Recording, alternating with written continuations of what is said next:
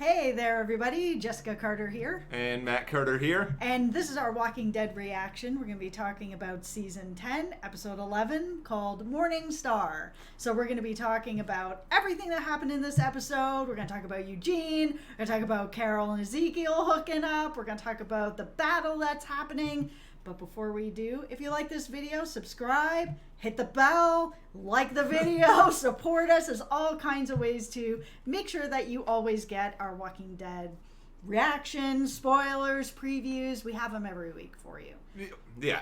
We have other options too. Send us a carrier pigeon, like blow outside our window with the bugle. Okay, don't do that. No. Okay, yeah, no, okay. Well, there's a line here. Stop giving the options. Okay, all right. Well, where do we begin with this craziness? Let's talk about Eugene, because I think this was, as much as I love the battle, I really did, and it was fun to watch Carol and Ezekiel hook up. I love what's happening here with Eugene. This is a really nice storyline. And in a show that's as dark as Walking Dead can get, and sometimes as stagnant as a show can get, where it's like, oh, we're going on a supply run, and now we're going on a supply run. This is a really cool storyline because it gives that hope, and it gives you a smile, and just having sort of that moment where Eugene is singing into the mic and Stephanie's singing back. I was just like, oh, this is so great. I really liked it. Yeah, I haven't really gauged a lot of the Walking Dead fandom's opinion on this storyline. I sense that this is probably something people are going to really like. Like, I like it and you like it. I think there's probably a bunch of people that are like, get this off the screen. I want more zombies or whatever else. And I get that everybody likes The Walking Dead for different things. I feel like I can't help but shake my fear that Eugene is getting catfished and that eventually this is all going to end really, really badly. Yeah, I'm a little bit worried about it, but I'm really hoping not. I mean, Eugene has never really had any kind of romantic storyline. He's been pining away over Rosita since Abraham's been around, so that's how long that's been happening. So even to have that moment where she's trying to get him to open up about this person, of how much he really likes her, I mean, he knows what he feels. But for her to say, you know, I'm going to give you this one opportunity. If you want to lay one on me, you can kiss me right now. And him to just be like, no, I'm not into it anymore, was great. It's time for him to have change. Yeah, I feel like Eugene 3 or 4 seasons ago, that would have happened so quick they would have had to do it in slow motion in order to ensure that it was actually captured on film. Like, I remember years ago when it was just the 3 of them with Abraham, that he was like watching them while they were doing stuff because he was still in love with her then too. I mean, yeah. He would have been willing to do anything, including privacy invasion. Yeah. Eugene has gone from restraining order man to now I will resist kissing you man, which is that is quite an arc for Eugene. This is a man who does not often change with the times. This is a man who has had a mullet. So I feel like this is a major step forward.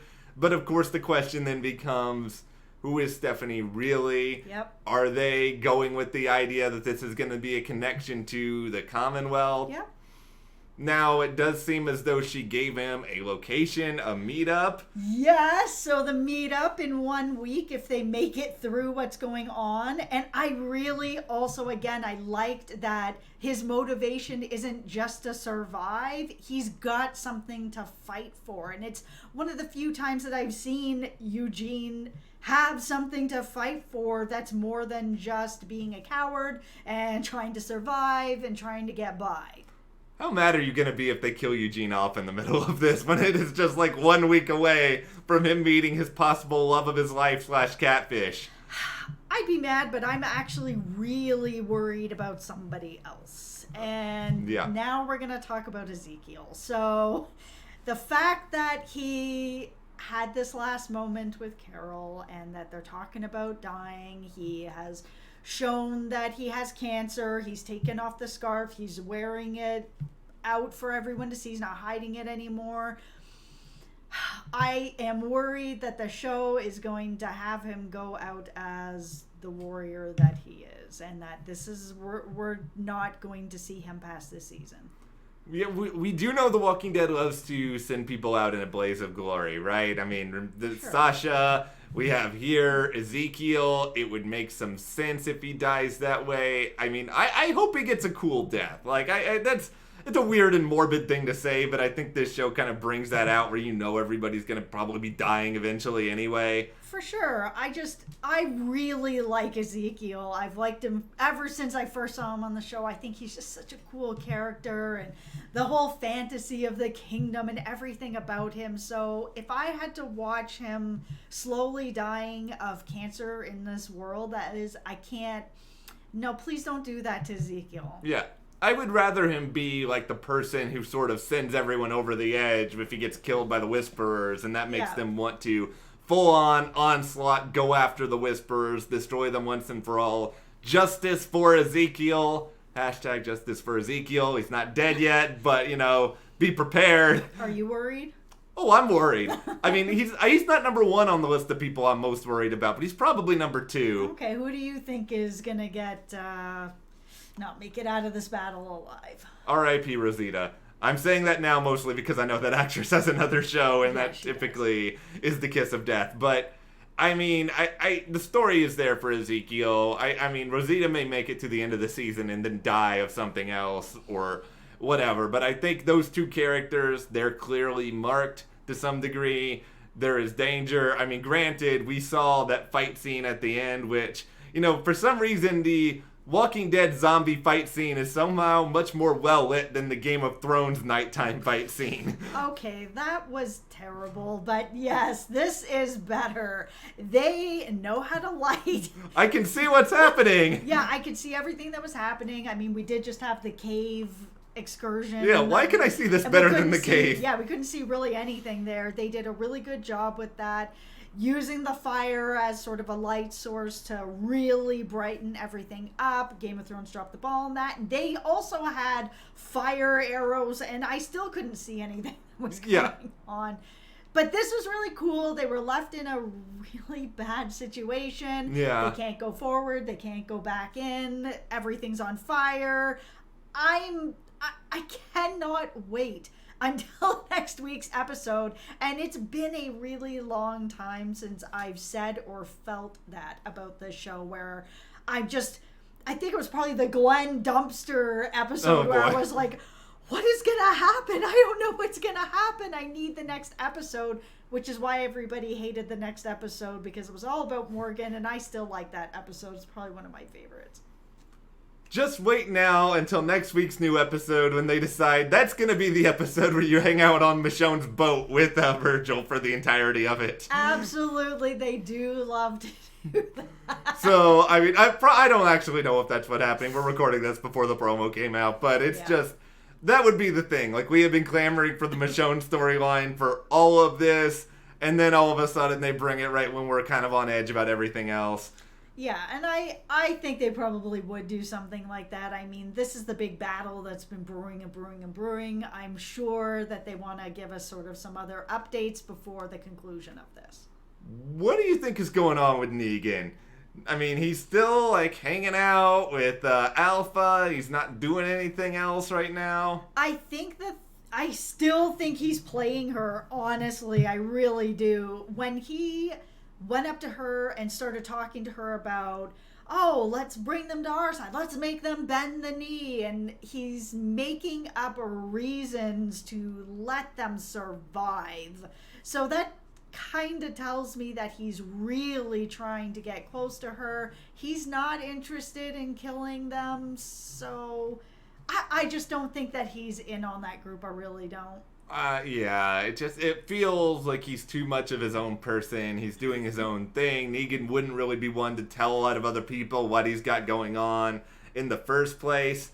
I also just don't think he would want to live that kind of lifestyle. I think he would rather live in a cage where he's being brought meals and can go and have yard time to pick tomatoes. It feels like he's more into that type of lifestyle where he's not wearing dead skin and squatting in a corner and having to be with Alpha. I mean, like, this doesn't seem like a lifestyle he would ever adopt.